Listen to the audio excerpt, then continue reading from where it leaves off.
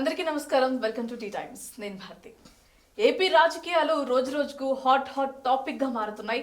అసలు ఏపీ రాజకీయాల్లో ఏం జరుగుతున్నాయి అనే అంశాలకి సంబంధించి ప్రజెంట్ మనతో పాటు మన స్టూడియోలో ఉన్నారు సీనియర్ జర్నలిస్ట్ కిరణ్ గారు. మరి వారిని అడిగి మరిన్ని వివరాలు తెలుసుకునే ప్రయత్నం చేద్దాం. నమస్తే సార్. నమస్తే. Welcome to our studio. Thank you sir. AP రాజకీయాలు రోజు రోజుకి ఒక్కొక్క మలుపు తిరుగుతున్నాయి అని అనుకుంటున్నాను. మీరేమంటారు?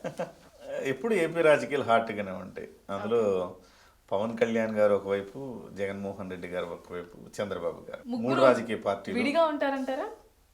విడిగా ఉండడం అని కాదు, ఎప్పుడు ఒక హాట్ రాజకీయం ఎప్పుడు కూడా ఆంధ్రప్రదేశ్ రాజకీయం కొంచెం రంజుగానే ఉంటుంది. కంపారిటివ్ తెలంగాణ కంటే ఆంధ్రప్రదేశ్లో వాదన ప్రతివాదనలు ఎక్కువ మొదటి నుంచి కూడా.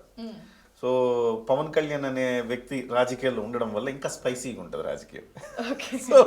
సో ఆ స్పైస్కి తక్కువే లేదు, ఎప్పుడు లోటు ఉండదు ఆంధ్రప్రదేశ్లో. సో ఇవాళ పైగా పవన్ కళ్యాణ్ గారు డిప్యూటీ సీఎం అయ్యారు.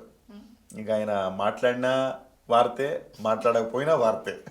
మాట్లాడకపోతే ఎందుకు మాట్లాడితే ఎందుకు మాట్లాడారు. సో ఏదన్నా వార్తే. కాబట్టి స్పైసీగా ఉండడానికి అదొక రీజన్ పవన్ కళ్యాణ్ గారు ఉండడం. సార్, నాగబాబుకు ఎమ్మెల్సీ ఇవ్వడంలో పిఠాపురం టీడీపీ నేత వర్మకు చెక్ పెట్టినట్లేనా?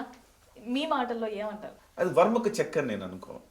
వర్మ పాయింట్ ఆఫ్ వ్యూలో నాగబాబు గారికి ఎమ్మెల్సీ ఇచ్చారు అనేది అసలు నేను దాన్ని అంగీకరించను. ఎందుకంటే వర్మకు చెక్ పెట్టాలి అంటే అక్కడ స్థానికంగా ఉండే నాయకులకి కొంచెం పవర్ ఇస్తే చాలు.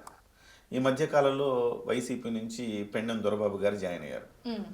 ఆయనకి కాస్త గట్టిగా పవర్ ఇచ్చి నువ్వు తిరగవయ్యా అంటే వర్మకి చెక్ పడిపోద్ది. ఎందుకంటే ఆయన 2 సార్లు ఎమ్మెల్యే, ఈయన వర్మ గారు ఒక్కసారి ఎమ్మెల్యే, దొరబాబు 2 సార్లు ఎమ్మెల్యే. కాబట్టి ఈ పిఠాపురంలో వర్మ గారికి ఎంతైతే పట్టుందో అంతకు మించిన పట్టు పెండెం దొరబాబు గారికి ఉంది. దొరబాబు గారు పైగా పవన్ కళ్యాణ్ నాకు ఎట్లాంటి పదవులు అవసరం లేదు, పవన్ కళ్యాణ్ సారథ్యంలో పనిచేయడమే నాకు కావాలి అంటున్నాడు. అలాంటప్పుడు దొరబాబుని అక్కడ కొంచెం పవన్ కళ్యాణ్ గారు పట్టిస్తే వర్మకు చెక్ పడ్డట్టే. కాకపోతే నాగబాబు గారికి ఎమ్మెల్సీ అంటే ఆ కోణంలో మనం చూడకూడదు. కానీ నాగబాబు గారు ఎమ్మెల్సీ అంటే పార్టీ కోసం నాగబాబు గారు చేసిన సేవలు, ఒక రకంగా చెప్పాలంటే మోరల్గా కుటుంబం తరపున ఇంకెవరు రాజకీయాల్లో ఎంటర్ కాల. పవన్ కళ్యాణ్ గారు వద్దన్నారు. సో నాగబాబు గారు ఒక్కళ్ళే కుటుంబం తరపున ఉన్నారు. ఆయన చేసిన పనులుగా పిఠాపురంలో గెలుపు కోసం ఆయన ఫ్యామిలీ మొత్తం నిలబడింది. ఆయన సతీమణి, ఆయన కొడుకు, కూతురు అందరూ ఆల్మోస్ట్ అక్కడ నిలబడి పనిచేశారు. పవన్ కళ్యాణ్ గారికి వీర తిలకం దిద్దేంత వరకు కూడా నాగబాబు గారు విశ్రమించకుండా పనిచేశారు. సో అలాంటప్పుడు పార్టీ కోసం అహర్నిశలు పనిచేసిన కోటాలు ఆయనకు వచ్చింది తప్ప ఇందులో ఎటువంటి వేరే రాజకీయ ఎత్తుగడలు కానీ కోణాలు కానీ లేవు. అంటే ఒక వాదన ఎలా అంటే పిఠాపురం వర్మను టీడీపీ కావాలనే పక్కనకి పెడుతుంది అనే ఒక వాదన అయితే వినపడుతుంది. దాని గురించి ఏమంటారు? టీడీపీ ఎప్పుడు ఏంటంటే సామాజిక సమీకరణాలు చూస్తుందండి. సామాజిక సమీకరణాల్లో మహామహులకే సీట్లు రావు.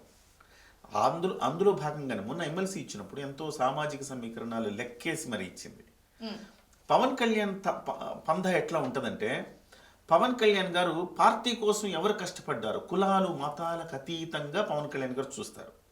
కానీ చంద్రబాబు నాయుడు గారు అలా చూస్తే పార్టీ మీద ఎక్కడ అలాంటి ముద్ర పడుతుందో అని అనుకుని అగ్రవర్ణాలను వీళ్ళు ప్రోత్సహిస్తున్నారన్న ముద్ర ఎక్కడ పడుతుందో అన్న భయంతో మొదటి నుంచి ఆయన సామాజిక సమీకరణాల్లో దిట్ట. ఆయన ఆ సామాజిక సమీకరణల్లో రాలేదు తప్ప వర్మ గారికి వేరే రీజన్ ఉంటుందని నేను అనుకోను.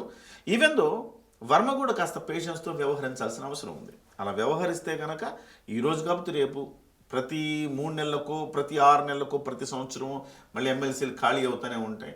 ఖాళీ అవుతున్నప్పుడు ఏదో ఒక ఎమ్మెల్సీలు ఇవ్వచ్చు. పైగా నేను అనుకుంటున్నాను చంద్రబాబు నాయుడు గారు టెస్ట్ చేస్తున్నారేమో వర్మ గారిని అనుకుంటున్నాను. ఎందుకంటే ఎమ్మెల్సీ ఆయన వైసీపీకి వెళ్ళిపోతారని బాగా ప్రచారం ఉంది. ఎందుకంటే వైసీపీలో ఇప్పుడు గట్టిగా ఉండే పెండెం దొరబాబు జనసేన పార్టీలోకి వచ్చాడు. వంగా గీత కూడా రేపో మాపో జనసేన వస్తుంది అంటున్నారు. అలాంటప్పుడు వైసీపీకి అక్కడ మనిషి లేడు. సో వైసీపీ ఇప్పటికే వర్మతోటి బేరసారాలు నడుపుతూ ఉంది. ఈ నడుపుతున్న క్రమంలో వర్మ మళ్ళీ మన ఎమ్మెల్సీ తీసుకున్నట్టు వెళ్ళిపోయాడు అనుకోండి, ఇబ్బంది అవుద్ది కదా. అందుకోసం ఆయన సచ్చీలతను, నిబద్ధతను తెలుగుదేశం పార్టీ పరీక్షిస్తుందేమో అనుకుంటున్నా. నిజంగా ఆయన నిలబడి తెలుగుదేశం పార్టీ కోసం, కూటమి కోసం ఉంటే ఈరోజు కాకపోతే రేపిస్తారు. అంటే వర్మకు ఎమ్మెల్సీ కానీ ఇంకేదైనా పదవి ఇవ్వాల్సిన అర్హత ఏదైతే టీడీపీ అధిష్టానానికైతే ఉంది. కాకపోతే ఇక్కడ ప్రజెంట్ ఏం జరుగుతుందంటే ఇదంతా కూడా పవన్ మీద పడుతుంది. జనసేన పవన్ మీద ఎందుకు పడుతుంది అని అంటారు. అంటే పవన్ కళ్యాణ్ గారే ఇక్కడ రానియకుండా చేస్తున్నారని ఒక వర్గం వాదన. ఓకే.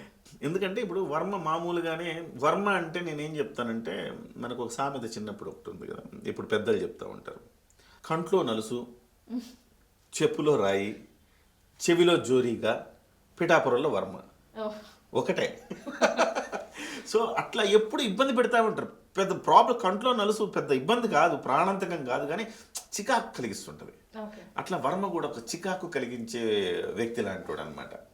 ఆ చికాకు కలిగిస్తున్నాడు కాబట్టి పవన్ ఇంకా ఇలాంటి చికాకు కలిగించే మనిషికి ఎమ్మెల్సీ ఇస్తే మళ్ళీ రెండో పవర్ సెంటర్ కలుగుతుందేమో. ఇప్పటికే వర్మని నన్ను అక్కడికి ఎందుకు పిలవలా, ఇక్కడికి ఎందుకు పిలవలా, వర్మ పెట్టిన టార్చర్ మామూలు టార్చర్ కాదు భారతి గారు. అది నేను పిఠాపురంలో ఎలక్షన్ అప్పుడు బాగా తిరిగాను కాబట్టి నేను చాలామంది దగ్గర విన్నా. వర్మ జనసేన పార్టీ వాళ్ళని ఒక రేంజ్లో టార్చర్ పెట్టాడు.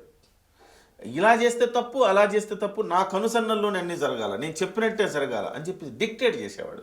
చాలా ఇబ్బంది పడ్డాడు, అధికారం చెలాయించాడు. చాలా అంటే పంటి బిగువన కోపాన్ని అణుచుకొని, బాధను అణుచుకొని భరించారు. నాగబాబు గారు అంత మాట ఎందుకన్నారా సభా వేదిక మీద నుంచి? కారణం ఏంటంటే ఇతను పెట్టిన టార్చరు. పంటి బిగువన ఓర్చుకున్నారు.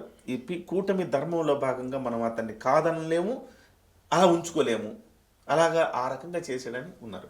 సో అలాంటి వర్మ గారిని ఇప్పుడు రెండోసారి ఆయనకి ఎమ్మెల్సీ ఇస్తే ఒక అధికార కేంద్రంగా తయారవుతాడేమో అనే ఒక దీంతో కావాలని పవన్ కళ్యాణ్ గారే నాకు పదవి రాకుండా చేశారన్న ప్రచారాన్ని ఆయన చేసుకుంటున్నాడు అక్కడ. పవన్ కళ్యాణ్కి ఏం సంబంధం? పవన్ కళ్యాణ్ గారు అలాంటి వాటి గురించి పెద్ద ఆలోచించే వ్యక్తి కాదు. సో ఆయన వస్తే ఏమన్నా అయిపోతుంది అని. పవన్ కళ్యాణ్ గారు 1 to వాళ్ళ పార్టీలోనే ఎవరయ్యా అంటే 1 to 10 ఆయనే, 1 to 100 అనుకుంటే ఆయనే. ఆయన్ను చూసే ప్రతి ఒక్కళ్ళు ఓటేశారు. ఇవాళ ఏ ఎమ్మెల్యే గెలిచినా పవన్ కళ్యాణ్ చూసే వేశారు. ఆ ఎమ్మెల్యే స్థానికంగా ఆయన్ను చూసి వేసింది కాదు.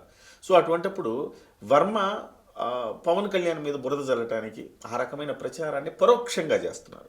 ఇది పవన్ కళ్యాణ్ అడ్డుకుంటున్నారు, లేకపోతే నాకు ఇచ్చేసేవాళ్ళని. ఆ తెలుగుదేశం పార్టీ చెప్పాలి కదా, ఇవాళ ఇవ్వలేకపోతున్నామని. తెలుగుదేశం పార్టీ ఏముంటుంది, సామాజిక సమీకరణాల వల్ల ఇవ్వలేకపోతున్నాం. ఒక మహిళకి ఇవ్వాలా, ఒక బీసీకి ఇవ్వాలా, ఒక ఎస్సీకి ఇవ్వాలా, ఈ ఎన్ని సామాజిక వర్గ సమీకరణాల్లో వర్మ గారు అగ్రవర్ణం కాబట్టి రాలా.